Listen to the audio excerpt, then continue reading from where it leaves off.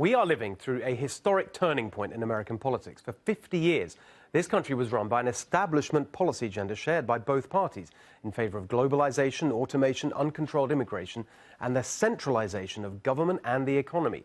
In 2016, that consensus was overthrown in a populist revolution. Of course, Donald Trump on the right, but also Bernie Sanders, paving the way for what we see today. The Democrats lurch to the populist left. That is dangerous for America, because the more we see of these new loony left policies, the clearer it is that they'd bring disaster for our economy and society. But it's a danger for Republicans too, because unless they develop a positive populist agenda of their own, they'll just be swept away. That's because on issue after issue, the populist left is responding to people's real concerns. Americans are right to be angry about inequality. If you're part of the globally connected knowledge economy elite, your wealth has soared over the last few decades. But for most working Americans, incomes have been flat or falling since the 1970s. Worse, many millions of responsible Americans who work hard still find themselves in a permanent and precarious state of economic insecurity. For example, a recent Federal Reserve study found that 40% of Americans couldn't afford a $400 emergency expense, like an unexpected medical bill. In response, AOC's Green New Deal, now backed by most leading Democrat presidential candidates, promises high-paying federal jobs to anyone who wants one. Cory Booker has actually introduced a job guarantee bill, claiming it would give all Americans a shot at a day's work and, by introducing competition into the labor market, raise wages and improve benefits for all workers. But the paper that his plan drew from estimated the total annual cost of a federal jobs guarantee to be over $500 billion. It's obvious who'd end up paying for it: the taxpayer, which of course is all part of the plan for the loony left populists. Once you get to like the tippy tops, on your $10 millionth dollar, sometimes you see tax rates as high as 60 or 70%. Tippy tops. Can't get enough of that. All right. Presidential candidate Julian Castro also wants to revoke the Trump tax cuts. I absolutely would look at undoing the tax cuts that benefited the super wealthy and benefited corporations. Wake up, Julian. I think you're not going to get the presidency if you're half asleep when you do your interviews. Anyway, Elizabeth Warren, she's planning a new wealth tax. Quote, "We need structural change," she says. "That's why I'm proposing an annual tax on the wealth of the richest Americans." But these taxes are not structural change. They're punitive, not positive. High taxes would actually hurt working Americans by cutting investment, leading to lower growth and fewer jobs.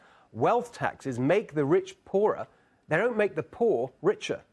But here's the key political point. Republicans can't just scream Venezuela about all this loony leftism. You need a positive populist alternative to give working Americans economic security. So instead of higher taxes on the rich, how about lower taxes on workers? Slash payroll taxes and institute a real living wage. It doesn't make any sense that the federal minimum wage hasn't budged in almost 10 years when the cost of living has only continued to rise. But in a broader sense, what the left's version of populism gets wrong about inequality and poverty is the superficial way they approach it. Their plans target the symptoms of poverty. We should be aiming at the underlying causes, and one of the biggest is family breakdown. Census data shows that children living with a divorced single parent are 50% more likely to be living below the poverty line compared to children from two-parent homes. Another study showed that, quote, "the fraction of children living in single-parent households is the strongest negative correlate of upward income mobility." The left lecture us all the time about believing the science on climate change. Well, it's time they stopped denying the science on family. A child starts life at a steep disadvantage if they come from a broken family. The neighborhood they live in, the schools they attend, even the food they eat, these are all factors that impact childhood development and are affected by household income, which plunges if a family breaks up or never gets together in the first place. Here's what the populist left gets wrong about inequality. Americans understand that inequality is the price you pay for opportunity. And they're prepared to pay that price as long as everyone has access to opportunity. But the reason Americans are so angry right now is that the ladder of opportunity has been broken. Conservative populists need to put the rungs back on that ladder to reboot social mobility. That means helping families come together and stay together. But of course, it also means fixing education. In too many parts of the country, our schools are blocking opportunity instead of building it.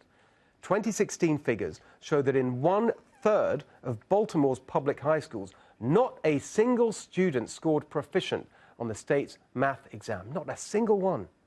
Another study found that in Chicago, 1 in 4 African-American students attends a subpar school.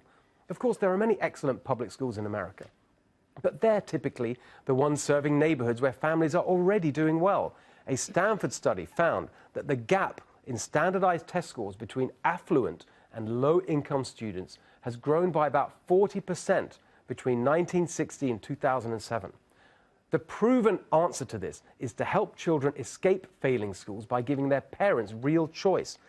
Of course, the public sector unions hate that because it's a threat to their power. But instead of backing opportunity, the loony left populists back the unions who block it. Kamala Harris, Elizabeth Warren, they're all falling over themselves to suck up to their big union donors. What a bunch of hypocrites they are, railing against the rich, then doubling down on the very system that perpetuates inequality in America, the public sector education monopoly. Radical school choice should be the next big crusade for conservative populists. And it's one that has the advantage of being truly popular, with 73% support among Latinos, 68% among whites, and nearly the same with African Americans. But our education system blocks opportunity beyond high school. And once again, left-wing populists have exactly the wrong answer. We should have free tuition at public colleges and universities. That should be a right of all Americans. No, I think the word you're looking for, Bernie, is wrong.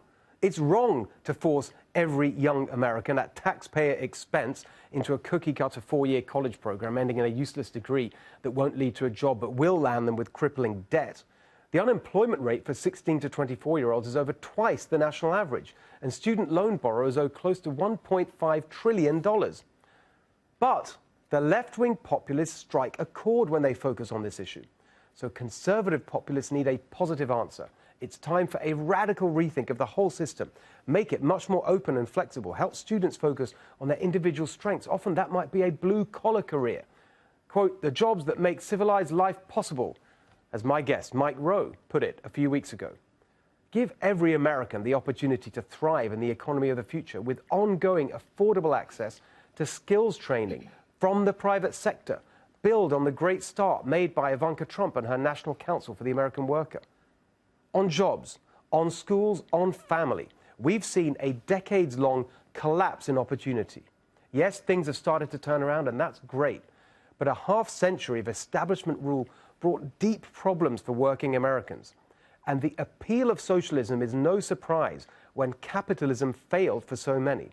That's why it is a huge risk for Republicans to just sit back and hope the loony left populists simply self-destruct. The establishment, it's dead. America's not going back to the corrupt and incompetent never-Trumpers and their swampy counterparts in the Democratic Party. The future is populist. The question is what kind? The negative, vindictive, top-down, centralizing authoritarianism of the left, or a positive people power version of populism on the right, pro-worker, pro-family, pro-community? Tell me what you think of that at Steve Hilton X and at NextRevFNC. Soon we'll take a look at the populist choice on immigration, healthcare, and much more.